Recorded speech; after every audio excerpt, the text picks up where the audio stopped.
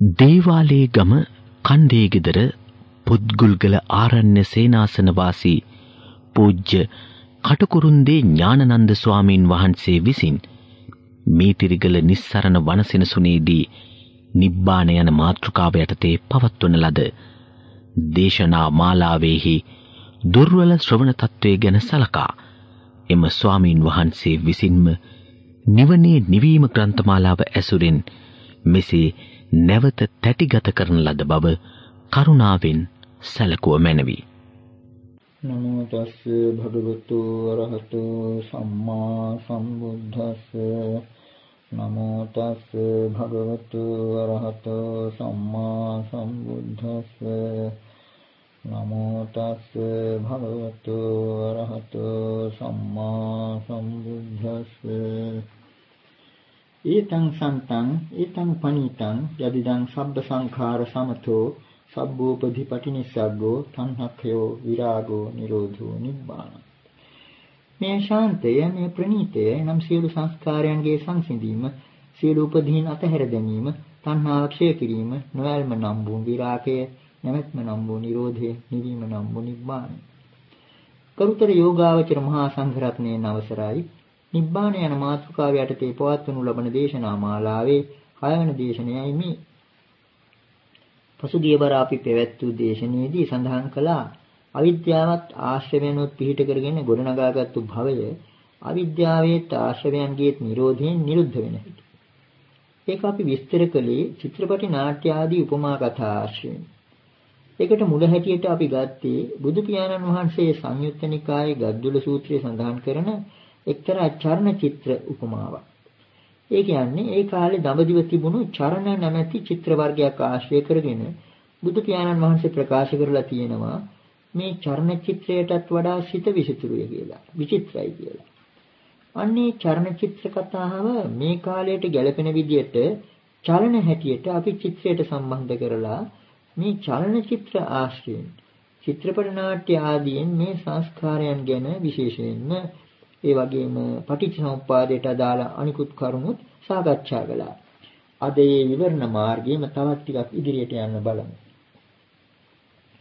මේ චර්ණචිත්‍ර කතාව ඇතුළත් වන සංයුත්ත නිකායේ කන්ද සංයුත්තේ දෙවෙනි ගද්දූල සූත්‍රයේම අග කොටසේ සඳහන් වෙනවා බුදු පියාණන් වහන්සේ දක්වන එක්තරා සිත්තරෙකුගේ උපමාවක්.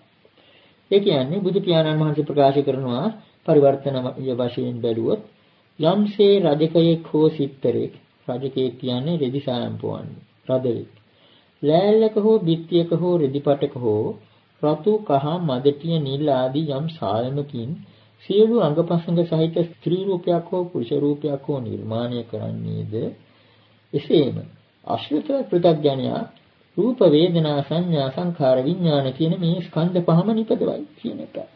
බුදු පියාණන් වහන්සේ එතනේ දේශනාව අවසානයේදී ප්‍රකාශ කරනවා. මේ පංච උපාදානස්කන්ධයේ සිත්තරෙකුගේ නිර්මාණයකට උපමා කිරීම මගින් බුදු පියාණන් වහන්සේ අපට පෙන්눔 කරන්නේ මේ පංචස්කන්ධයේ ඇති නිස්සාරත්වය. මෙහි ඇති හිස් බවයි. මේ එක්තරා විදක සකස් කරන ලද්දක් බවයි. නිර්මාණය කරන ලද්දක් බවයි පෙන්눔 කරන්නේ. මේ නිස්සාරත්වය, මේ ශූන්‍යත්වය වඩා පැහැදිලිව හෙළි කෙරෙන බුද්ධ දේශනාවක්, ඊ타මාත්ම ප්‍රකට දේශනාවක් සඳහන් වෙනවා කන්ද සංයුත්තේම පේන සූත්‍රය නමින්. ඒ සූත්‍රයේ අගේන සංග්‍රහ ගාථා විතරක් ප්‍රමාණවත් මේ අවස්ථාවට. පේන පින්ඩූපමං රූපං වේදනා බුබ්බුලූපමා මරීචිකූපමා සංඥා සංඛාරා කදලූපමා මායූපමංච විඥානං දීපිතා විච්ච බන්ධුනා. ආදිත්‍ය බන්ධු, සූර්ය බන්ධු බුදුරජාණන් වහන්සේ විසින් රූපය පෙන පිඬකට උපමා කොට, වේදනාව දිය බුබුලකට උපමා කොට, සංඥාව මිනිගුවකට උපමා කොට, සංස්කාරයන් කෙසෙල් කඳකට උපමා කොට, විඥානයේ මායාවකට උපමා කොට දක්වන ලදී, දේශනා කරන ලදී කියන එකයි.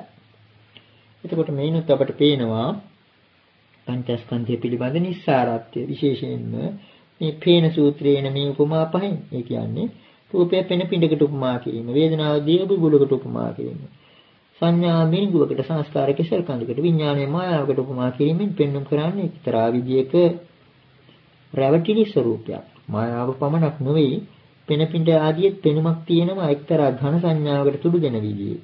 ඒ වගේම වේදනා, දිය බුබුල ආදී ওই හැම එකකින්ම නිස්සාරත්වයක්, ශූන්‍යත්වයක් ප්‍රකාශ කරනවා. ඒ වගේම රැවටිලි ස්වરૂපයකුත් හඳුනනවා. එක්තරා මායාත්මක ස්වභාවයක්. විඥානය ගැන විශේෂයෙන්ම කියවෙනවා විඥාකාරීවගේ විඥාවක්, මායාකාරීවගේ මායාවක් හැටියට. බුදු පියාණන් වහන්සේ එතන විඥානය පිළිබඳව විස්තර කරනවා.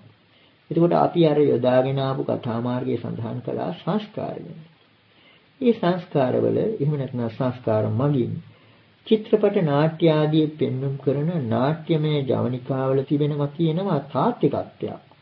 කලා ලෝකයේ යෙදෙන වචනයක් තමයි තාත්විකත්වය. තාත්විකත්වය කියලා කියන්නේ මේ රැවටිලි ස්වરૂපයටයි. ඒ නරඹන්න මුලා කරවන්න හැකියාව ඇති තරම් සැබෑ ස්වરૂපයක්. සැබෑ පෙනුමක් ඇති එකයි තාත්වික කියලා කියන්නේ. නාට්‍යයක් සාර්ථක වෙනවා කියලා කියන්නේ නරඹන්න මුලා කරන්න එක සමත් නම්. අන්න ඒක නිසා සැබෑ ස්වરૂපයක් රැවටිලි බවක් කියන එකයි එතන හැඟෙන්නේ. එතකොට මේ සංස්කාරයන්ගේ රැවටිලි ස්වરૂපයට මුලා කරන ස්වરૂපයට හේතුව ඒකට උපකාර වෙන්නේ අවිද්‍යාව. මේන් අපිට පේනවා අර අවිද්‍යාවත් සංස්කාරات පසුබිමේ ඉඳගෙන තමයි මේ සියලුම ලෝක ජවනිකාවල් රඟ දක්වන්නේ. මේ විදිහට නාට්‍යවල එහෙම ඇඳුම් පැළඳුම් වලින්, වෙස් මාරු කිරීම වලින්, නළු නිලියන්ගේ වෙස් වලා ගැනීම වලින්, වේදිකා සැරසිලි ආදීන් ඒ සංස්කාර වලින් කරන රැවටීම් වගේ තමයි මේ සංස්කාරයන් මගින් මේ පංචස්කන්ධය ගොඩනගා ගැනීම. එතකොට සංඛාර කියන වචනේ සකස් කරන, නිපදවන කියන අර්ථය තිබෙන බව අපිට මේන් පෙනෙනවා. දැන් චිත්‍රපටයක නාට්‍යයක ඇති ඒ තාත්වික ස්වરૂපයෙන්, සැබෑ ස්වરૂපයෙන් නරඹන්නන් මුලාවන්නක් මෙන් මේ ලෝකයේ තිබෙන සජීව අජීව වස්තුන්ගේ සැබෑ ස්වરૂපයෙන් බැලු බැලමට ඇත්තේ කියලා හිතන විදිහේ සැබෑ ස්වરૂපය නිසා කෙලෙස් සහිත ලෝකයා මුලාවන බවයි අපිට මේ ධර්මයේ දක්වලා තියෙන්නේ.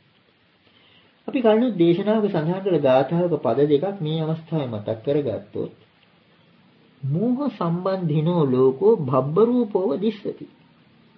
ඒකෙන් කියවෙන්නේ මෝහයට සම්බන්ධ වූ තැනැත්තාට, මෝහයෙන් යුක්ත තැනැත්තාට මේ ලෝකයේ භව්‍ය වශයෙන් පෙනෙනවා. භව්‍ය කියලා කියන්නේ වෙන්න පුළුවන් කියලා හිතන විදිය. ඒ කියන්නේ මේක ඇත්තක් කියලා හිතන විදියට ලෝකය පෙනෙනවා කියන එකයි බුදු පියාණන් වහන්සේ එතන දේශනා කරලා තියෙන්නේ. එතකොට මෙතෙක් කී දේවල් වලින් පෙනෙන්නේ සංස්කාරයන්ගෙන් එක්තරා විදිහක සකස් කිරීමක් කෙරෙනවා. ඒ සකස් කිරීමට පසුබිම් වන්නේ අර අවිද්‍යා අන්ධකාරයයි. අවිද්‍යාවේ මුවාවෙන් තමයි සංස්කාරයන් මගින් යම්කිසි සකස් කිරීමක් කෙරෙන්නේ.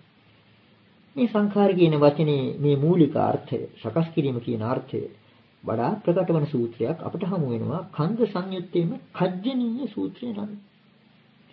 ඒ සූත්‍රයේ එක් එක් ස්කන්ධය පිළිබඳව මූලික පද විග්‍රහ කෙරෙන අතර සංඛාරා කියන පදේ තෝරන්නේ මෙන්න මේ විදිහටයි. කිංච බික්කවේ සංඛාරේ වදේත සංඛතං අபிසංකරොන්ති ති බික්කවේ තස්මා සංඛාරාති උච්ඡන්ති. කිංච සංඛතං අபிසංකරොන්ති රූපං රූපත්තාය සංඛතං අபிසංකරොන්ති වේදනං වේදනත්තාය සංඛතං අபிසංකරොන්ති සංඥං සංඤත්තාය සංඛතං අபிසංකරොන්ති සංඛාරේ සංඛාරත්තාය සංඛතං අபிසංකරොන්ති විඥානං විඥානත්තාය සංඛතං අபிසංකරොන්ති. මෙන් කියවෙන්නේ මහණෙනි කුමකට සංස්කාරයන් යයි කියවුද? සංස්කාර කියලා කියන්නේ මොනවටද? මොන අර්ථයෙන්ද කියන එකයි එතනින් පෙන්වු කරන්නේ. සංඛතං අபிසංකරොන්ති इति භික්ඛවේ තස්මා සංඛාරාති උච්චන්ති. සංඛතයක් ඒ කියන්නේ සකස් කරන ලද්දා. සකස් කරන ලද දේක ස්වરૂපයකටපත් කරන්නේ යමකින්ද ඊට සංස්කාරයයි කියනු ලැබේ. කුමක්ද මේ සකස් කරනු ලබන දේ? රූපං රූපත්තාය සංඛතං අபிසංකරොන්ති. රූපය රූප බවට, රූපත්තාය කියලා කියන්නේ රූපත්වයට. රූපස්කන්ධය රූපස්කන්ධයක් බවට පත් කරන්නේ යමකින්ද ඒ සංස්කාරය. ඒ විදිහටම වේදනාව වේදනාවක් බවට, සංඥාව සංඥාවක් බවට, සංස්කාර සංස්කාර බවට, විඥානය විඥානය බවට මේ හැම එකක්ම කරන්නේ එතකොට සංස්කාර. මෙතන ගැඹුරුම තැන සංස්කාර පවා සංස්කාර බවට පත් කිරීමේ සංස්කාර වලින් කියන එකයි. ඒ තරම්ම සියුම් අර්ථයක් මෙතන තියෙනවා. එතකොට මේනත් අපට පෙනෙන්නේ අර සංස්කාර වලින් කෙරෙන එක්තරා විදිහක සකස් කිරීමක්. එක්තරා මවාපෑමක් වෙන දෙයක්. සංඛාර වල තියෙනවා මේ අර්ථය. චේතනා වලින් නිපදවන ලද කියන අර්ථයට සම්බන්ධයි. සංඛතං කියන්නේ සංස්කාරයන්ගෙන් නිපදවන ලද කියන එකයි. බොහෝ විට යෙදෙනවා අபிසංඛතං අபிසංචේතිතං කියන පද දෙක සමානාර්ථවත් ලෙසට. අபிසංඛත කියලා කියන්නේ විශේෂ වශයෙන් සකස් කරන ලද කියන එකයි. අபிසංචේතිතං කියලා කියන්නේ චේතනාවන්ගෙන් නිපද වූ කියන එකයි. එතකොට මෙතන පෙනෙනවා චේතනාවල තියෙන සම්බන්ධය. චේතනාවලින්ම සකස් කරන ලද්දා. චේතේති පකප්පේති කියන වචන දෙකත් එකට සඳහන් වෙනවා. චේතනා ප්‍රකල්පනාදී. කල්පනාවලින් චේතනාවලින් සකස් කරන ලද දෙයක්. එතකොට සිතින්ම ගොඩනගාගත් දෙයක් කියන එකයි අවසාන වශයෙන් කියවෙන්නේ. මේ පංචස්කන්ධයම සිතින්ම ගොඩනගාගත් දෙයක්. මේ පංචස්කන්ධයම අන්තිම පරිච්ඡේදයෙන් ගත්තාම අවසාන වශයෙන් සලකලා බලනකොට සිතින්ම ගොඩනගාගත් ගොඩවල් පහ. අර චිත්‍රෝපමාදීන් පෙන්වන්න කරන්නේත් ඒකයි. මේ සංස්කාරයන්ගේ ස්වභාවය ගැන කල්පනා කරලා බලනකොට විශේෂයෙන්ම අපිට සිහිපත් කරගන්න පුළුවනි කාය සංඛාරා, වචී සංඛාරා, මනෝ සංඛාරා කියලා සංස්කාර තුන් වර්ගයක් ධර්මයේ දක්වනවා. විශේෂයෙන්ම පින්පව් ආදියට කර්මයට සම්බන්ධ පද තුනක් ඒ. සත්වයා කර්ම රැස් කරගන්නේ මේ විදිහට කයින්, වචනයෙන්, මනසින් කියලා. එතකොට මේ සංස්කාර රැස් කිරීමට උපකාර වන්නේ එක්තරා විදිහක අවිද්‍යාවක්, පසුබිමේ තිබෙන්නේ අවිද්‍යාවක්. නාට්‍ය චිත්‍රපට ආදී ගැන කිව්වා වගේ. මෙන්න මේ අවිද්‍යාවත් සංස්කාරات අතර ඇති සම්බන්ධතාවය ඉතාමත්ම හොඳින් පැහැදිලි වෙන එක්තරා වටිනා ධර්ම කොටාශයක් තියෙනවා. අංගුත්තර නිකායේ චතුක්ක නිපාතේ සංචේතනීය වර්ගයේ සංචේතනා සූත්‍රය. මේ සූත්‍රයේ සඳහන් වෙන හැටියට යම්කිසි දෙයකට ක්‍රියාකාරීත්වයක් ලෝකයේ ආරෝපණය කරන්නේ ඒ දෙය ඒකකයක් හැටියට සැලකීමේ. ඒක ඝන සංඥාවෙන් ඒකකයක් හැටියට සැලකීමේ. අනික් අතට බලනකොට යම්කිසි ක්‍රියාකාරීත්වයක සේයාවක් පෙනෙන තැනකට යම්කිසි ඒකත්වයක් එහෙම නැත්නම් කර්තෘත්වයක් ආරෝපණය කරන සිරිතකුත් ලෝකයේ තියෙනවා. අපි අර දියසුලිය උපමාව ගැන කියනකොටත් කිව්වේ දියසුලිය ඈතින් නිකන් බලනකොට එකම මධ්‍යස්ථානයක් වගේ ආයතනයක් වගේ. ඒ වගේ යම්කිසි ක්‍රියාකාරීත්වයක සේයාවක් පෙනෙන යම්කිසි තැනකට ඒකකයක් කියලා කියනවා. එතකොට මේ අවිද්‍යාවයි උපකාර වන්නේ මේ සංස්කාර හට ගැනීමට. අවිද්‍යාවේ මූලික ප්‍රස්තුතයක්, මූලිකම කාරණයක් තමයි මේකට මධ්‍යස්ථානයක් වශයෙන් ඒකකයක් තියෙන්න ඕන. මේ කාය සංස්කාර, වචී සංස්කාර, මනෝ සංස්කාර කියන ඒවා ඇතිවීමට හේතුව හැටියට දක්වන්නේ බුදු පියාණන් වහන්සේ අර සංචේතනීය සූත්‍රයේ අවිද්‍යාවම. මේ සූත්‍රයේ තරමක් දිගයි. නමුත් අපි කොටස් තුනකට කඩලා අර්ථය තේරුම් ගන්න පහසු හැටියට විග්‍රහ කරන්නයි බලාපොරොත්තු වෙන්නේ. කායේවා භික්ඛවේ සති කාය සංචේතනා හේතු uppajjati ajjattං සුඛ දුක්ඛං. වාචායවා භික්ඛවේ සති වචී සංචේතනා හේතු uppajjati ajjattං සුඛ දුක්ඛං. මනේවා භික්ඛවේ සති මනෝ සංචේතනා හේතු uppajjati ajjattං සුඛ දුක්ඛං. අවිජ්ජා පච්චයාව. එතකොට මේ පළවෙනි කොටස හැටියට අරගෙන මේකේ අර්ථය බලමු. කායවා භික්ඛවේ සති කාය සංචේතනා හේතු.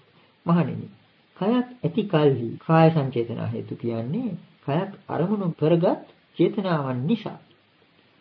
කය අරමුණු කරගත් සිතුවිලි නිසා uppajjati ajjattං සුඛ දුක්ඛ. කෙනෙකුට ආධ්‍යාත්මික වශයෙන්, ඒ කියන්නේ ඇතුළතින් චෛතසික වශයෙන් සැප දුක් හටගනී. කය කියලා දෙයක් තියෙනවා කියලා හිතාගත්තාම ඒ කය අරමුණු කරගත්තු සිතුවිලි නිසා කෙනෙකුට සැප දුක් ඇති වෙනවා. මේ කය කියන්නේ මහා වැඩ ගොඩක්.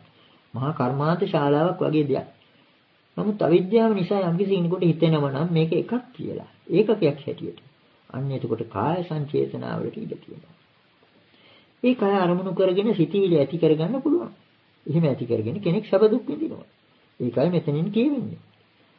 ඒ විදිහටම වාචායවා භික්ඛවේ සති වචී සංචේතනා හේතු වචනේ භාෂාව ඒ වගේම අකුරු පද රාජ්‍යකින් හැදුන දෙයක්. නමුත් වචනය හොය ඇති කියලා ඒකකයක් හැටියට ගත්තු කල්හි වචී සංචේතනා හේතු. මේ වචනේ පිළිබඳ චේතනා ඇති හේතු කරගෙන ඇතුළතින් සැප දුක් හටගනී. ඒ වගේම මනස. මනස කියන්නේ 아무තු දෙයක් නෙවෙයි වෙන ආගම්වල තිබුණට ආත්මයක් හැටියට අර විදියෙම සිතුවිලි රාශියක් වගේ. නමුත් මෙතන මනේ වාසති කෙනෙක් හිතනවා මනස කියලා දෙයක් තියෙනවා කියලා. එහෙම හිතාගත්තු නිසාම මනස අරමුණු කරගෙන අර සැප දුක් ආදී ආධ්‍යාත්මික වශයෙන් ඇතුළතින් විඳිනවා කියන එකයි කියන්නේ. ඒ ඡේදයේ අවසාන වන පදයේ විශේෂයෙන්ම වැදගත් වෙනවා. අවිජ්ජා පච්චයාව මේ හැම එකක්ම වෙන්නේ අවිද්‍යාව ප්‍රත්‍ය කරගෙන කියන එකයි කියන්නේ. ඊළඟට අපි දෙවෙනි කොටස ගනිමු. සාමං වාතං භික්ඛවේ කාය සංඛාරං අபிසංඛරෝති යං පච්චයාසතං uppajjati ajjattං සුඛ දුක්ඛං. පරේවාසතං භික්ඛවේ කාය සංඛාරං අபிසංකරොන්ති යම් පච්චයාසතං උප්පජ්ජති අජ්ජත්තං සුඛ දුක්ඛං. සම්පජානෝ ආතං භික්ඛවේ කාය සංඛාරං අபிසංකරෝති යම් සපච්චයාසතං උප්පජ්ජති අජ්ජත්තං සුඛ දුක්ඛං. අසම්පජානෝ වාතං භික්ඛවේ කාය සංඛාරං අபிසංකරෝති යම් පච්චයාසතං උප්පජ්ජති අජ්ජත්තං සුඛ දුක්ඛං. ඔය ටිකේ අදහස මහණෙනි, තිමීම හෝ කාය සංස්කාරයන් ඇති කර ගන්නවා, සකස් කර ගන්නවා. යම් පච්චයාසතං උප්පජ්ජති අජ්ජත්තං සුඛ දුක්ඛං. ඒ ප්‍රත්‍ය කොටගෙනම ඔහු ආධ්‍යාත්මික වශයෙන් සැප දුක් විඳිනවා. ඒ කියන්නේ යමක් හේතු කරගෙන ඇතුළතින් සැප දුක් විඳිනේ කරයිද, එබඳු කාය සංස්කාරයන් තෙමීම හෝ නිපදවා ගනී. ඒ වගේම පරේවා අස්ස අනුනත් ඒ වගේම කාය සංස්කාරයන් නිපදවා දෙනවා ඔහුට සැප දුක් වලට හේතු වෙනවා. ඊළඟ වාක්‍යයෙන් කියවෙන්නේ සම්පජානෝ මාතම් භික්ඛවේ කාය සංඛාරං අபிසංකරෝති. ඒ දැනුවත්වත් කෙරෙනවා, අසම්පජානෝ නොදැනුවත්වත් කෙරෙනවා. අර්ථවා සාරය වශයෙන් ගත්තොත් මේ දෙවෙනි ඡේදයෙන් කියවෙන්නේ අර කාය සංස්කාරයන් Tamanට ඇති කර ගන්න පුළුවන්. ඒ වගේම අනුනොත් ඇති කර දෙනවා. ඊළඟට මේවා දැනුවත්වත් වෙන්න පුළුවන්, නොදැනුවත්වත් වෙන්න පුළුවන්.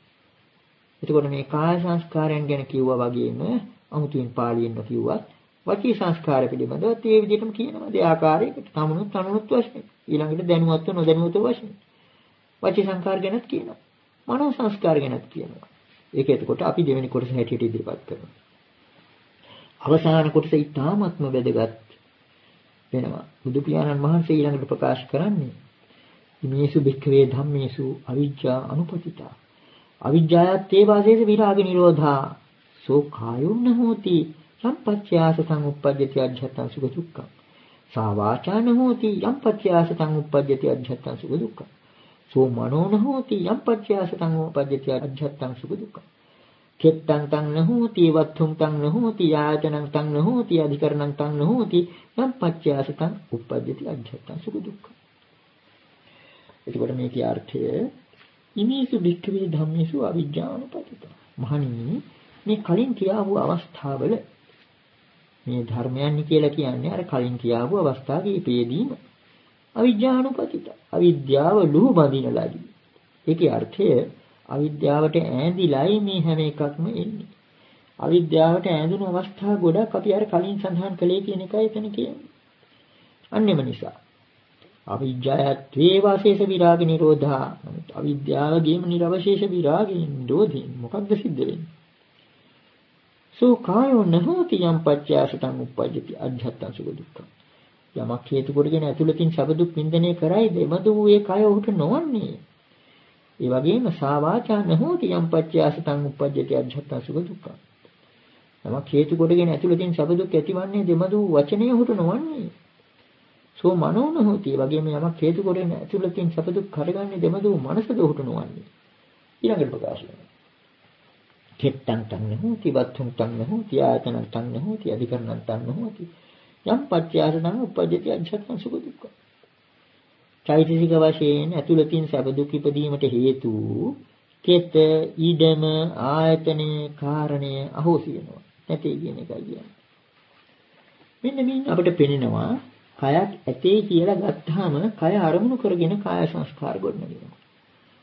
වෙන විදිහකට කියනවා නම් තවදුරටත් පැහැදිලි කරනවා නම් අර මුල් කොටසින් කියවුනේ කායවා භික්ඛවේ සති කාය චේතනා හේතු කියලා ප්‍රකාශ කළේ කයත් ඇතයි ගත් කල්හි. එහෙම නැත්නම් කය ඇත්ත වශයෙන්ම ඒකකයක් හැටියට සලකන තාක් කය අරමුණු කරගත් සිටිවිලි නිසා ඇතුළතින් සැප දුක් විඳිනවා.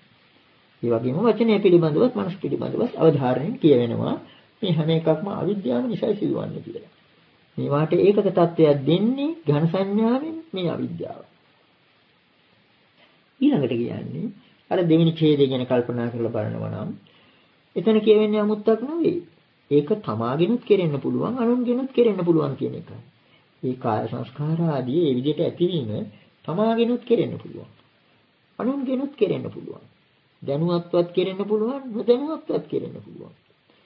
ඊළඟට අවසාන වශයෙන් කියන්නේ මේ හැම එකක්ම අවිද්‍යාවට සම්බන්ධයි. ඒක නිසා අවිද්‍යාව නිරුද්ධ වුණේ යම් අවස්ථාවකද සම්පූර්ණයෙන්ම. ඒ අවස්ථාවේදී බාහිරව බැලුවාම මේ පුද්ගලයාට කයක් තියෙනවා. නමුත් හිතට වැටෙන්නේ නැහැ කය. බාහිර වශයෙන් වචන පාවිච්චි කරන්න පුළුවන්, කතා කරන්න පුළුවන්. නමුත් වචනේ සැබෑ දෙයක් හැටියට ඒ පුද්ගලයා පිළිගන්නේ නැහැ. වචනේ කියන්නේ භාෂා ව්‍යවහාරය. ඊළඟට මනස. මනස කියන එක සාමාන්‍යයෙන් පාවිච්චි කරනවා වගේ පේනවා. මනසට ගෙන්න අරමුණු ආදී එනවා. නමුත් මනස ඒකකයක් හැටියට ගන්නෙ නැහැ. අන්න ඒක නිසා ඇතුළතින් සබ දුක් හටගන්නේ. අවිද්‍යා නිරෝධයෙන් සංස්කාර නිරෝධය. ඒ නිසාම සියලුම සබ දුක් නිරුද්ධ වීමක් කියන මේක නිවන් තත්ත්වය. මේ නිවන් තත්ත්වය පිළිබඳව රහසක් මෙන්න මේ සූත්‍රයේ ගැඹුරලා තිබෙන බවයි අපට මේන් පෙනෙන්නේ. කාය සංඛාර, වචී සංඛාර, මනෝ සංඛාර ගැන මේ සූත්‍රය ප්‍රකාශ වෙන්නේ. ඒක තවදුරටත් අපි අර කලින් සඳහන් කළ චිත්‍රපට නාට්‍ය ආදියට සම්බන්ධ කරලා තේරුම් ගන්න උත්සාහ කළොත් මෙන්න මෙහෙම කියන්න පුළුවන්. දැන් චිත්‍රපටයක නාට්‍යයක ඇති ඒ සංස්කාර වන්නේ අවිද්‍යාව ඇතිතා. ඒ අඳුර ඇතිතා. නනු නිලියන්ගේ වෙස් වලා ගැනීම, ඇඳුම් පැළඳුම්, ඇඳුම් දෙඩුම් මේ හැම එකකම සත්‍යතාව සැබෑ ස්වરૂපය පවතින්නේ ඒවා මෝහ කරන අවිද්‍යාව නිසා. අන්න ඒ නිසා මේ සංස්කාර වලට සත්‍යතාවක් සැබෑ ස්වરૂපයක් ගන්වන්නේ අර අවිද්‍යාව බවයි මෙතනින් පේන්නේ. යම් කිසි අවස්ථාවක අවිද්‍යාව නැති වුණොත් ඒ කොයි අන්දමේ සැරසී වෙස් වලා ගැනීම තිබුණත් නානබන්නන්ට සබ දුක් ඇතිවන්නේ නැහැ. ආස්වාදයක් ඇති වෙන්නේ නැහැ. මේ ආස්වාදයක් ඇති නොවන අවස්ථාව තමයි අපි කලින් දේශනාවක සඳහන් කළේ. අර කෝලිත උපදිස්ස දෙදෙනාට ගිරග්ග සමාජයේ දකින අවස්ථාවේ අන්න අර ප්‍රඥා ආලෝකය පිටින් එන ආලෝකයක් නෙවෙයි ඇතුළතින් එන ආලෝකය මතුවන නිසා අර විදිහට එක්තරා ගැටීමක් ආවා. ඒක නිසා අර සංස්කාරයන්ගේ සංස්කාර ස්වභාවය නැති වෙලා ගියා. එතකොට මේින් අපිට පේනවා සංස්කාර කියන වචනය ඇත්ත වශයෙන්ම අර්ථවත් වෙන්නේ අවිද්‍යාව පසුබිම. ඊළඟට බලනකොට අවිද්‍යාවත් සංස්කාරات දෙක පසුබිම් කරගෙනයි අර අනිකුත් සියලුම රැඟුම් සිදුවන්නේ. අපි අර විඥාන නාම රූප පිළිබඳව දැක්වූ කරුණු ගැන කල්පනා කරලා බලනවා නම් මේ හැම එකක්ම ඒ කියන්නේ විඥානයේ නාම රූප පිළිබඳව ආදිය සිදුවන්නේ මෙන්න මේ සංස්කාරයන්ගේ සත්‍යතාව සංස්කාරවල රැවටිලි ස්වરૂපය තිබෙන තාක් පමණයි. ඒ රැවටිලි ස්වરૂපය තියෙන්නේ අවිද්‍යාව නිසා. අවිද්‍යාව තිබෙන තාක්. මේ විදිහට අපිට හිතා ගන්න පුළුවන් සංස්කාර කියන වචනේ පිළිබඳව එක්තරා අර්ථසාරයක්.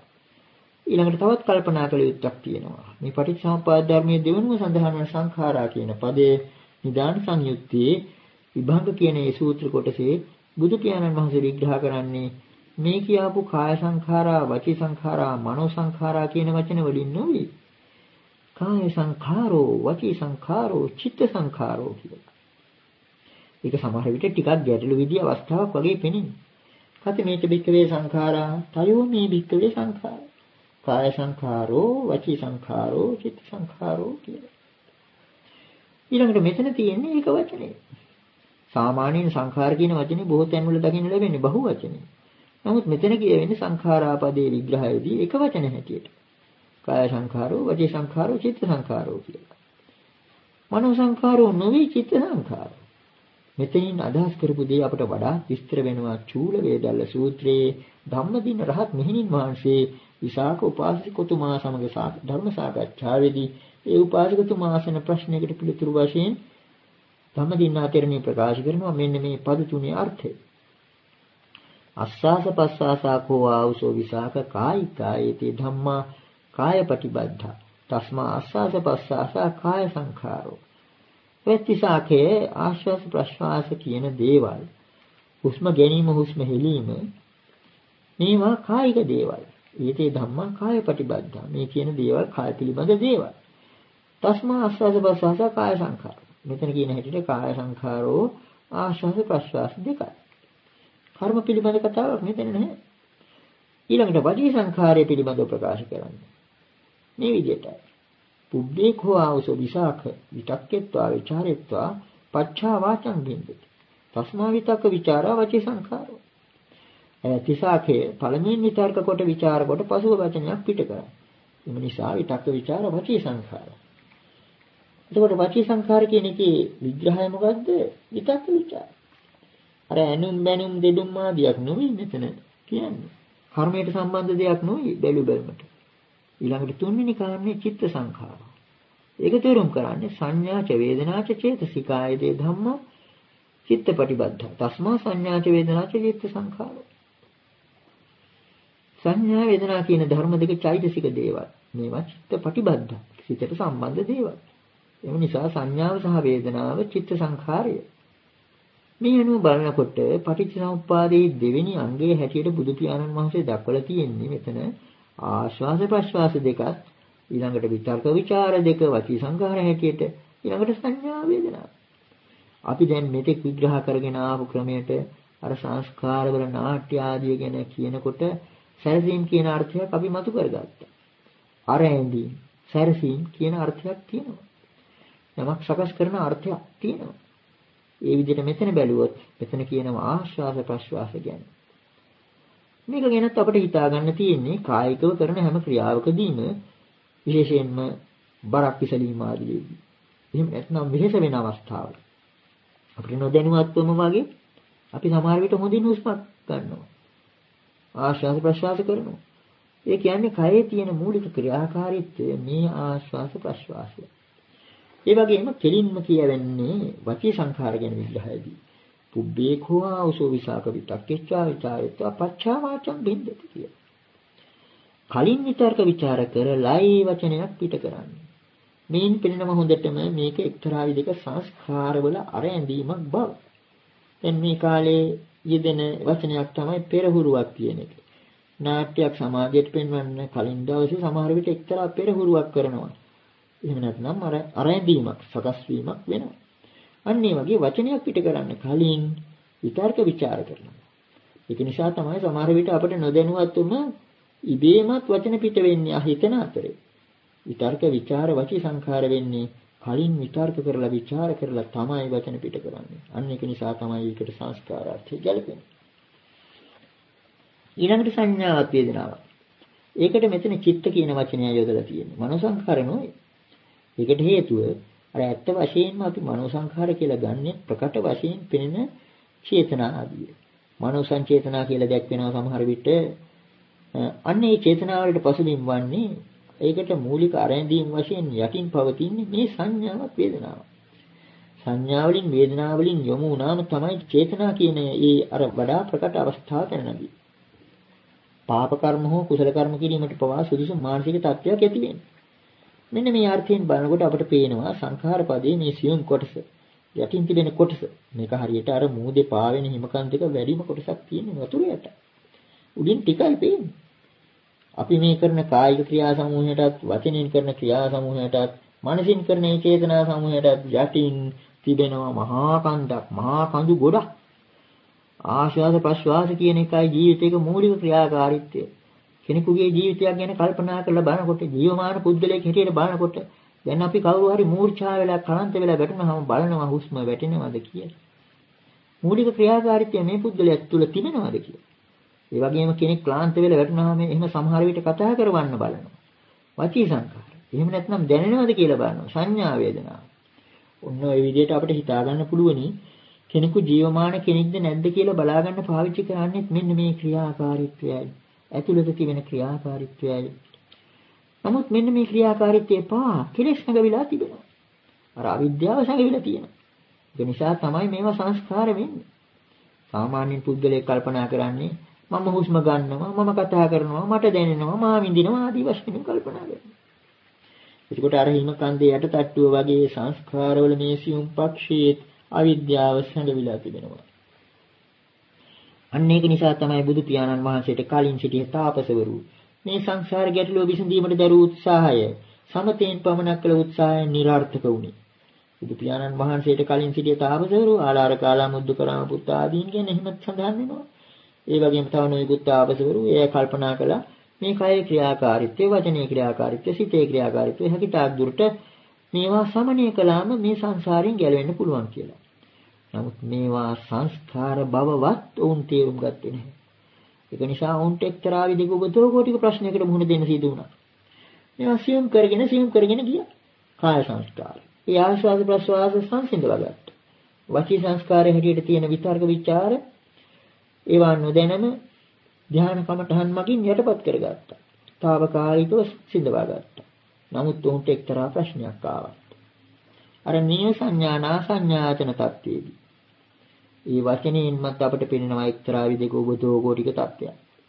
නීව සංඥානා සංඥාතන. මෙතන සංඥාවක් තියෙනවයි කියන්නත් බැහැ නැති කියන්නත් බැහැ. මේ කාරණේ ඊටමත් හොඳින් පැහැදිලි වෙනවා මජ්ක්‍ධිම නිකායේ පංචත්තය සූත්‍රයේ. ඒ සූත්‍රයේ සඳහන් වෙනවා මේ නීව සංඥානා සංඥාතන පිළිබඳව ඒ තාපසවරුන්ට ඇති වුණ ගැටලුව මෙන්න මේ විදිහට සඳහන් වෙනවා. සංඥා රෝගෝ සංඥා ගණ්ඩෝ සංඥා සල්ලං අසංඥා සම්මෝහෝ ඒතං සන්තං ඒතං පනිතං යදිදං නේව සංඥා නා සංඥායතන. ඒ කියන්නේ උන්ට වැටහුණා එක්තරා ප්‍රමාණයකට මේ සංඥාව රෝගයක්, මහ කරදරයක්, ලෙඩක්, තුවාලයක්, එහෙම නැත්නම් උලක්. මේ සංඥාවෙන් මිදෙන්නයි ඕනකම තියෙන්නේ. නමුත් මේ අයට අනිත් පැත්තට බලනකොට අසංඥා සම්මෝහ.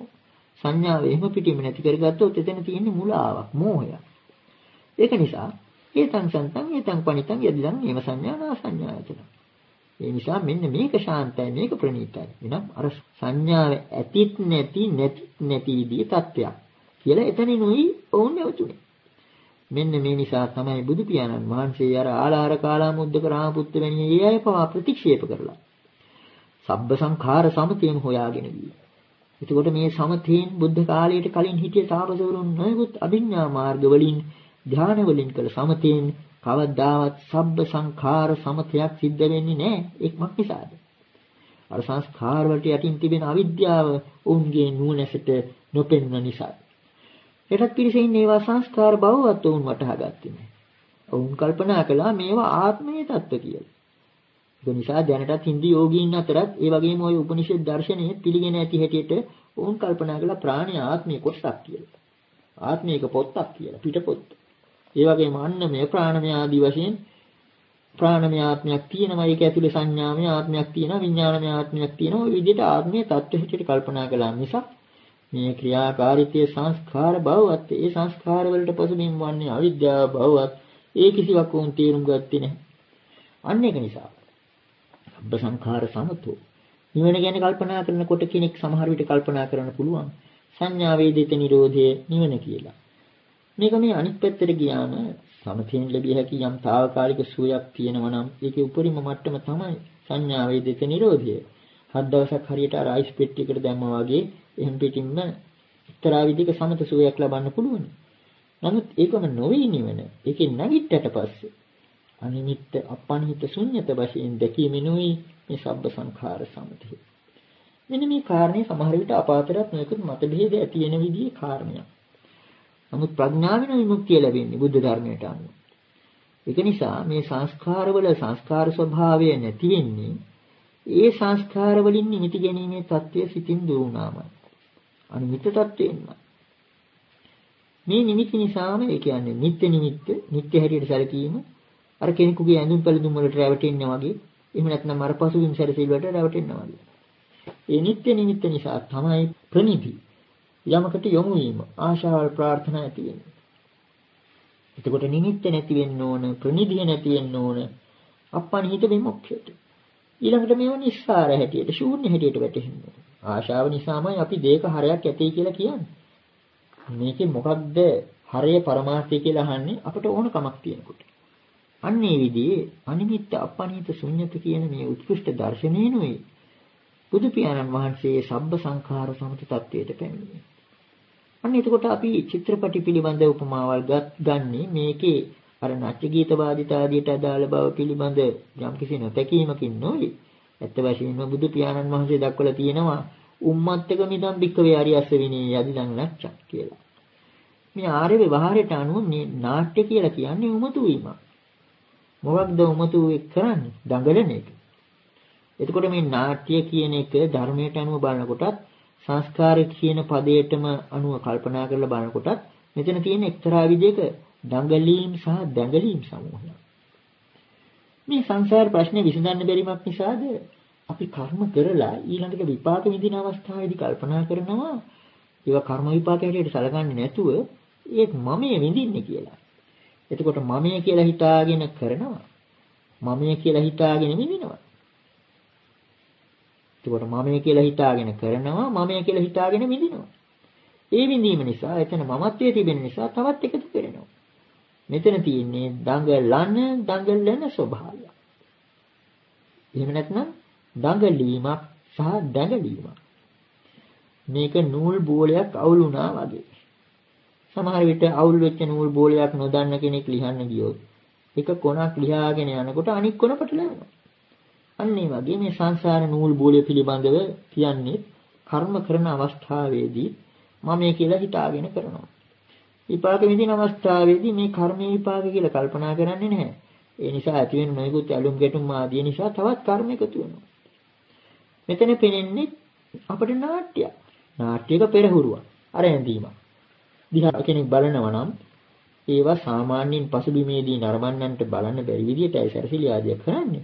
නමුත් කෙනෙකුට හොරෙන් හරි ගිහිල්ලා බලන්න පුළුවන් නම් නාට්‍යශාලාවක වේදිකාවට පිටිපස්සේ නළු නිලියන් හැල ගැහෙන හැටි, නොයෙකුත් වර්ණ වර්ග දමලා විරූපී අය සුරූපී වන හැටි, හිඟන්නම් වගේ අය රජවරුන් වන හැටි ඒව දකිනව නම් මේකත් නාට්‍යයක් නේද කියලා කෙනෙකුට හිතෙන්න පුළුවන්. මේක මහා නාට්‍යයක්. ඔන්න ඔය වගේ මේ ආශ්වාස ප්‍රශ්වාස විතර්ක විචාර සංඥා චේතනා ආදී මේ යටටට්ටුවේ පවා තරම් නාට්‍යක ස්වරූපයක් තියෙනවා. කෙනෙක් මේක නුවණින් දකිනවා නම් කලකිරෙනවා. සමතයෙන් කෙරෙන්නේ මේවා తాවකාලිකව සංසිඳවලා ඒකට අවශ්‍යයි සමාධිය වශයෙන් අර උද්ධච්ච ආදී නැතිවීම සඳහා එක්තරා සුවයක් ලබා ගන්න. නමුත් අවිද්‍යාව නැති වෙන්නේ නැහැ. ඒක නිසා තමයි විදර්ශනාවේදී අර සංස්කාර හැටියට තේරුම් ගන්න බලන්නේ අවිද්‍යාව තුරන් කරලා. සංස්කාර හැටියට වැටෙන්න අවිද්‍යාව තුරන් වෙනවා. අවිද්‍යාව ඉවත් වෙන්න මේ වගේ සංස්කාර ස්වභාවය නැති වෙනවා. එතකොට අන්න ඒ සංස්කාර ස්වභාවය ප්‍රඥාවෙන් අනිමිත්ත අපනිත් ශුන්්‍යත වශයෙන් දැකලා ඇත්ත වශයෙන්ම සංස්කාර නොවන තත්වයකට එනවා. මෙතන මහ පුදුම වැඩක් සිද්ධ වෙන්නේ. අර දඟලීම් කියන වචන දෙක තවදුරටත් කල්පනා කරනවා නම් මුළු ලෝකෙම තියෙන්නේ සංසාරෙම තියෙන්නේ දඟලන ස්වභාවය. මේ දඟලීම් කොතනින් කෙලවර වෙලා දඟලීම් කොතනින් පටන් ගන්නවද කියලා කියන්න බැරි තත්ත්වයක් තියෙනවා. නමුත් මේ හැම එකක්ම නැති වෙන්නේ මේක පිළිබඳව තියෙන තණ්හාව උපාදානය අතහැරිය අවස්ථාවේ. අන්න ඒ විදිහේ දෙයකට තමයි සංස්කාර හඳුනා ගැනීමෙන් අපේ හිත යොමු කරන්නේ. මේ සංස්කාර පිළිබඳ ගැඹුරු විග්‍රහයක් යම් කෙනෙක් කළොත් මෙන්න මේ සංස්කාරයට තිබෙන අවිද්‍යාවට ඇති සම්බන්ධතාව හරියට අර චිත්‍රපටයක නාට්‍යයක පසුබිමේ කෙරෙන අර ඇඳීම් රාශිය වගේ. ඒ විදිහට අපි කල්පනා කරලා බැලුවොත් මෙන්න මේ සංස්කාරයන්ගේම සකස් වීම වලින් හැදෙන්න වගේ මේ මුළු මහත් සංසාරයම එක්තරා විදිහක අபிසංකත චේතනාවලින් නිපද වුණු එහෙම නැත්නම් ගොඩනගන ලද දෙයක් බවයි ධර්මානුකූලව පෙන්වුම් කරන්න පුළුවන් වන්නේ. දැන් ඔන්න අපි ආයිත් සිනමා උපමාවට ලං වුණොත් අපිට හිතා ගන්න පුළුවනි සාමාන්‍ය ලෝකයා චිත්‍රපටයක් දැක්කයි කියලා කිව්වට මොකද ඇත්ත වශයෙන් පෙනෙන්නේ අර සිනමා තිරේ ඒ බලන අවස්ථාවේ එක්තරා දර්ශනයක් පමණයි. අපි කලින් දේශනකදී කිව්ව හැටියට අපි චිත්‍රපට බලන්න නාට්‍ය බලන්න යනවා කියලා කියනවා. අපි බැලුවා කියලා එනවා. නමුත් ඇත්ත වශයෙන්ම උන් චිත්‍රපටයක් දුටුවේ නැහැ. සම්පූර්ණ නාට්‍යයක් දුටුවේ නැහැ. මොකද සිද්ධ වුනේ? කොහොමද චිත්‍රපටයක් දකින්න ලැබුණේ? අර සංස්කාර සම්පතියෙන් විඥාන තිරේ නාම රූපයක් මවා ගන්නවා වගේ සිනමා තිරේ වැටෙන ජවනිකා සමූහය එකතු කරගෙන ඒකෙන් කතාන්තරයක් හදා ගන්නවා ගොඩනගා ගන්නවා අර නරඹන්න. ඒ කියන්නේ දැන් සමහර විට චිත්‍රපට ශාලාවක කවුරුත් නරඹන්නේ නැති අවස්ථාවක චිත්‍රපටි ශේයාරූපටක් තිරේ වැටෙන සැලැස්සුවොත් මේක චිත්‍රපටියක් වෙනවද? ඒ විදිහට ඒ චිත්‍රපටිය පෙන්වන්න පටන් අරගෙන ඒක මැද හරියේදී කෙනෙක් ආවොත් ඒ ශාලාවට අර චිත්‍රපටිය Tamanට දකින්න නොලැබුණ හරිය කෙසේවත් සලකා ගන්න බෑ. ඒක ගියාම. ඒ සංස්කාර ගියාම. එතකොට මේක චිත්‍රපටියක් වෙන්නේ මේකට අර නරඹන්නන් පාවිච්චි කරන එක්තරා ලාටුවක් නිසා. තණ්හාව නිසා. මේ තණ්හාව පිළිබඳව බුදු පියාණන් වහන්සේ දේශනා කරලා තියෙනවා ලක්ෂණ තුනක්. පෝනෝ භවිකා, නන්දිරාගසගත, චතුරාර්ථාභිනන්දිනී කියලා. එතකොට තණ්හාවේ තියෙනවා එක ලක්ෂණයක් පෝනෝ භවිකා. ඒ කියන්නේ ඒක පුළුල් අර්ථයෙන් ගත්තොත් පුනර්භවයක් ඇති කරනවා කියලා කියනකොට කෙනෙක් කල්පනා කරනවා සංසාරේ එක භවයක් තව භවයක් හා ගැළපීම පමණයි කියලා මේකෙන් කියන්නේ. නෑ. මේ හැම මොහොතක් පාසාම එකකට එකක් ගලපන්නේ මේකෙනු. දැන් චිත්‍රපටයක් බලන කෙනෙක් පළමු ජවනිකාව ඊළඟ ජවනිකාවත් එක්ක සම්බන්ධ කරලායි දෙවෙනි එක තේරුම් ගන්න. අන්න ඒ විදිහට තමයි අර චිත්‍රපටිය බලලා ඇවිල්ලා කියන්නේ අපි චිත්‍රපටයක් දුටුවා කියලා. ඇත්ත වශයෙන්ම මේ සමූහයම එකපාරට ඒ තිරේ වැටෙනව නෙවෙයි. නමුත් එකකට එකක් ගලප ගන්නවා. අන්න පෝනෝ භවිකා. කලින් ජවනිකාව ඊළඟ ජවනිකාවට සම්බන්ධ කරනවා. පුනර්භව වශයෙන්. නැවත හට ගන්නවන කියන අදහස තියෙනවා පුනර්භව. නන්දිරාග සහගත. ඊළඟට තියෙනවා මේ චිත්‍රපටියේ රස විඳින්න ඕනෑ කරන අනිත් බෙහෙත නන්දිරාග සහගත. මේක පිළිබඳව සතුටු වන ස්වභාවයක් සෑහෙන බව. තණ්හා විශේෂයෙන්ම ලාටුවක් වගේ. තණ්හාවට යෙදෙන පర్యాయ පදයක් තමයි ලේප විසත්තික. විසත්තික කියලාත් යනවා. යමක් කලවන කියන අර්ථය. ඇලෙන සුළු බව. මේ රාග කියලා කියන්නේ මේකෙත් තියෙනවා අලවන අර්ථය. එතකොට තණ්හාව මගින් ආශාව මගින් මේ ජවනිකා සමූහය අලවනවා. ඊළඟට තත්‍රාභිනන්දිනී විශේෂයෙන් සතුට වෙනවා ඒ තැන. ඒ තැන සතුට වෙනවා කියන්නේ අර එක් එක් ජවනිකාව එකකට එකක් සම්බන්ධ කරනවා. මේන් තමයි ගතාන්තරයක් ගොඩනගා ගන්න. මෙන්න මේ නිසා තමයි අපි කිව්වේ එකම සිනමා ශාලාවකවත් මෙතෙක් චිත්‍රපටයක් පෙන්වල නැත. එකම නාට්‍ය ශාලාවකවත් නාට්‍යයක් පෙන්වල නැත කියලා. නමුත් මේ ගිය අය දුටුවා එක්තරා ආකාරයකින්. දුටුවේ කොහොමද? තමන්ගේම මේ කෙලෙස් ලාටු වලින් මේවා අලවගෙන නිපදවා ගත්තා සංස්කරණය කරලා. එතකොට මෙන්න මේ විදිහටම ලෝක සත්වයා විඥාන තිරේ සංස්කාර සම්පතියෙන් නාම රූප චිත්‍රපටයක් මවා ගන්නවා. නාම රූපයක් මවා ගන්නවා. නාම රූප සංස්කාරයන් සම්මර්ෂණය කිරීම ආදී වශයෙන් විදර්ශනා යෝගීන් නිතර පාවිච්චි කරන වචන ওই විදිහටයි තේරුම් ගන්න. මේ නාම රූපය කියන එක මේක සැබෑ දෙයක්ද? මේ ගැන අප කලිනුත් පළමුවෙනි දේශනාවේදීත් යම් කිසි දෙයක් ප්‍රකාශ කළා. බුදු පියාණන් වහන්සේ සුත්ත නිපාතයේ ද්වේතානුපස්සනා සූත්‍රයේ එක්තරා ගාථා ප්‍රකාශ කරනවා. අනත්තනි අත්තමානි පස්ස ලෝකං සදේවකං නිමිත්තං නාම රූපස්මින් ඉදං සත්‍යන්ති මඤ්ඤති. අනත්තනි අත්තමානින් පස්ස ලෝකං සදේවකං අනාත්ම වූ දෙයෙහි ආත්මයක් දකින දෙවියන් සහිත ලෝකයා දෙස බලව. නිමිත්තං නාම රූපස්මින් නාම රූපෙහි දැසගෙන නාම රූපය තුලට රිංගාගෙන ඉදං සත්‍යන්ති මඤ්ඤති. මේක ඇත්තයයි මේක සත්‍යයයි හනි. ඔන්න ඕකයි ඔය ගාථාවේ අදහස. බුදු පියාණන් වහන්සේ ඇඟිල්ල දික් කරලා කියනවා වගේ දෙයක් මේන් පෙන්වුම් කරනවා. නාම රූපේ ව්‍යාජ ස්වરૂපය. අපි කලින් කිව්වා වගේ අර සිනමා තිරේ ඇත්ත වශයෙන් වැටෙන එක දර්ශනය එක අවස්ථාවක්. සිනමා තිරවල ඊටාම් ශීඝ්‍රයෙන් මේක කෙරෙන නිසා කෙනෙකුට හිතා ගන්න අමාරුයි මේක එක දර්ශනයක් කියලා. අපි හිතමු දැන් නාට්‍යයක නම් එක ජවනිකාවක් වුණාට පස්සේ අනිත් ජවනිකාව වෙනකන් තිරේ පහතට යනවා. ආයෙත් ඉස්සෙනකන් බලාගෙන ඉන්නව නරඹන්න. නමුත් බලාගෙන ඉන්නේ අර ලාඩු ටික ලෑස්ති කරගෙන. ඒ ජවනිකාවත් අර ජවනිකාවත් එකතු කරලා නාට්‍ය හදාගන්න. සිනමා තිරේ අන්තිමට කිසිවක් ඉතිරි වෙන්නේ නැහැ. යම් කිසි ජවනිකාවක් සිනමා තිරේ වැටුණා නම් කලින් වැටුණ ජවනිකාව ගියාම ඊළඟට එන්න තියෙන ඒවා තාම ආවෙත් නැහැ. මේ වැටෙන දේ එතන රැඳෙන්නේ නැහැ. ඉතින් මෙතන තියෙන්නේ එහෙම පිටින්ම ව්‍යාජ ස්වરૂපයක්, හැවටිලි ස්වરૂපයක්. දැන් අපි කල්පනා කරලා බලමු. සමහර වෙලාවට අපිට දකින්න ලැබෙනවා ඒ දණ්ඩක් උඩින් යන බල්ලෙක්. සමහර විට හිටි ගමන් මැදදී නැවතිලා වතුරට එබිලා බලලා සමහර විට වල් ගෙවන්නවා, ගොරවනවා. එහෙම නැත්නම් සැරෙන් සැරේ ආයෙත් අර වතුර දිහා බලනවා. මොකද්ද මේ කරන්නේ? වතුරේ පෙන්න තමාගේ ඡායාව දැකලා බල්ලා හිතනවා මේ වෙන බල්ලෙක් කියලා.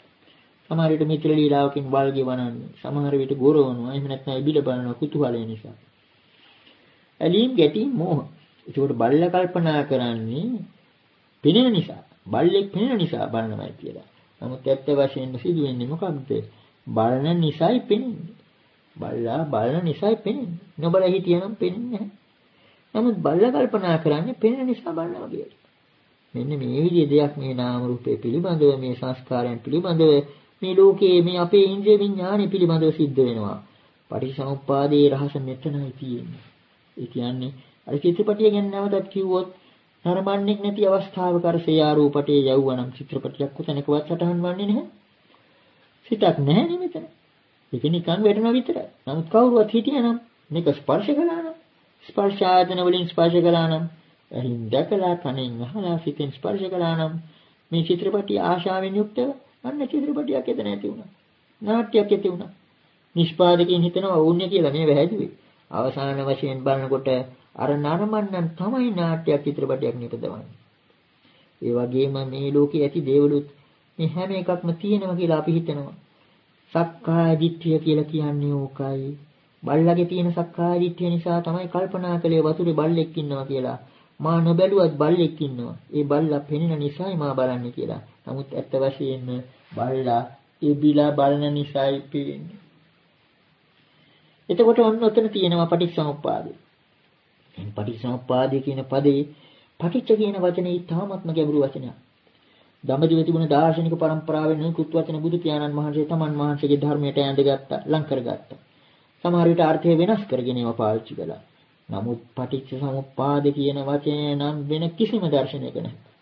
ඒකේ විශේෂය තියෙන්නේ මෙන්න මේ පටිච්ච කියන වචනය. පටිච්ච සමුප්පාද කියන වචනේ අර්ථය බුදු පියාණන් වහන්සේම එක්තරා අවස්ථාවකදී ග්‍රහ කරනවා. දැන් කවුරුත් දන්න කාරණයක් තමයි බුදු පියාණන් වහන්සේ ප්‍රකාශ කළා මේ දුක, මේ සියලුම දුක පටිච්ච සමුප්පන්නයි කියලා. ඊළඟට දුක කියලා කියන්නේ මොකද්ද? ඒක විග්‍රහ කරනවා. සංකිට්ඨේන පංච උපාදානස්කන්ධා දුක්ඛ. සැකෙමින් සැලකුවාම පංච උපාදානස්කන්ධයම දුක.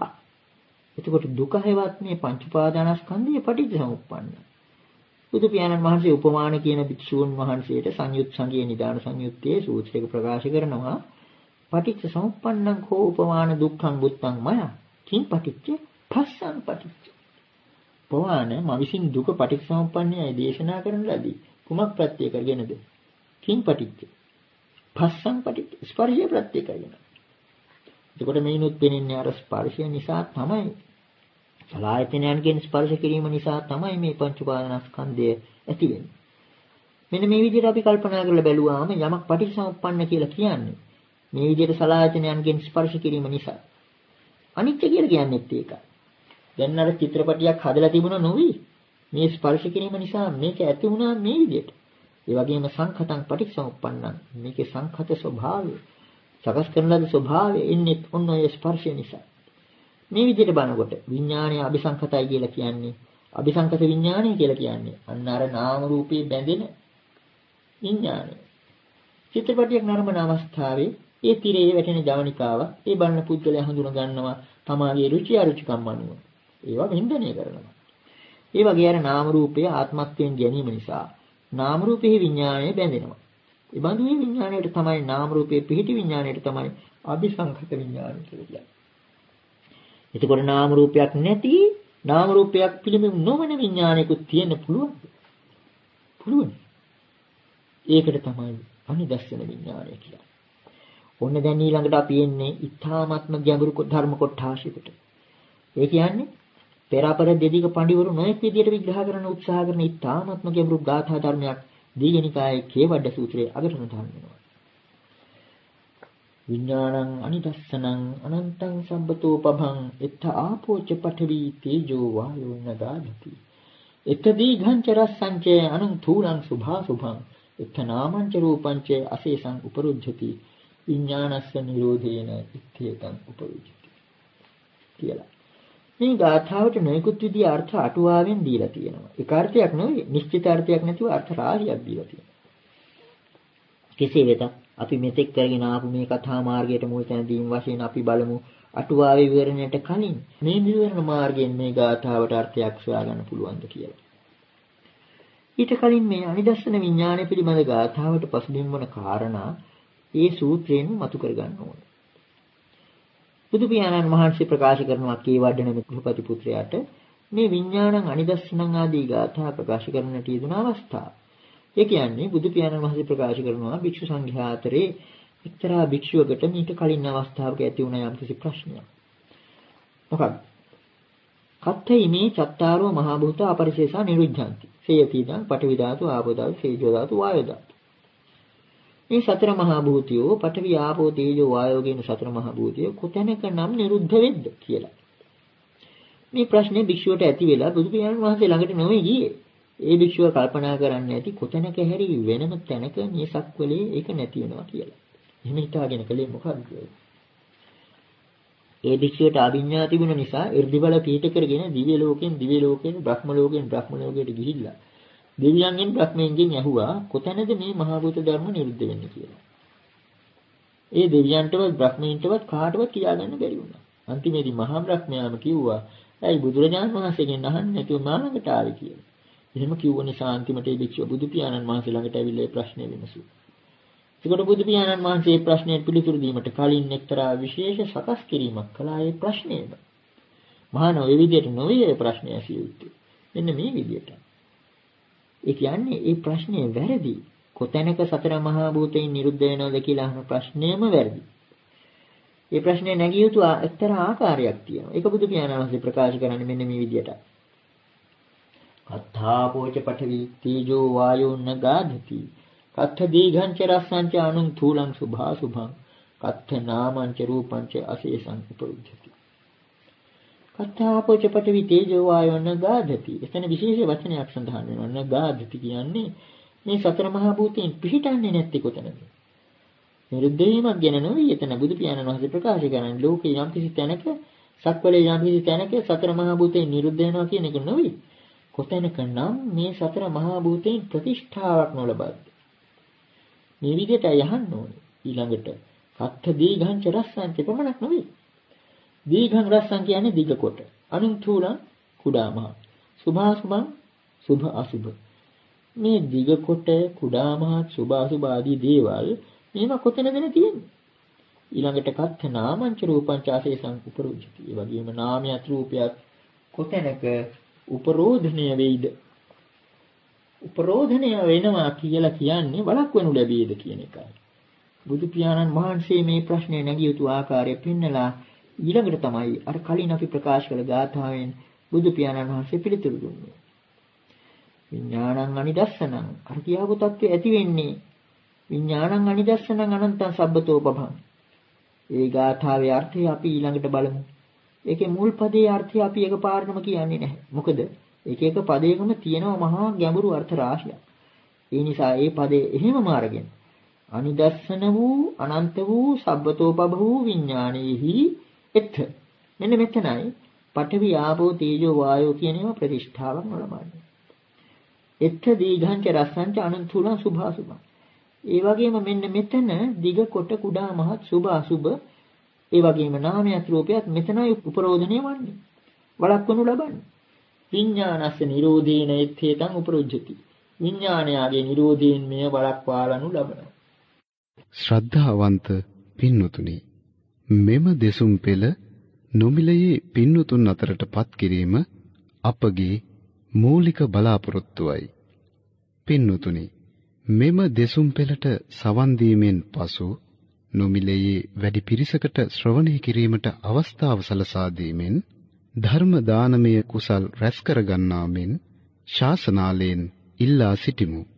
ඔබ සැමට තෙරුවන් සරණයි.